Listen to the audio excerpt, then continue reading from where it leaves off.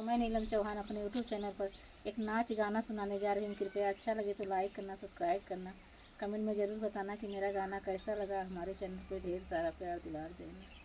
अरे समाई नाही बाय हो, समाई नाही बाय, हमारे राजा के कमाई माँ समाई नाही बाय, हमारे सैया के कमाई माँ समाई नाही बाय, हमारे राजा के कमाई माँ समाई नाही बाय। ना हमारे चौरा ना हमारे दलिया, ना हमारे चौरा ना हमारे दलिया, हमारे दालिया मछुआरे का खटाई नाही बाय, हमारे दालिया मछुआरे का खटाई नाही बाय, हमारे सैया के कमाई माँ समाई नाही बाय, हमारे राजा के कमाई माँ समाई नाही बाय। ना हमारे चूल्हा ना हमारे लकड़ी, ना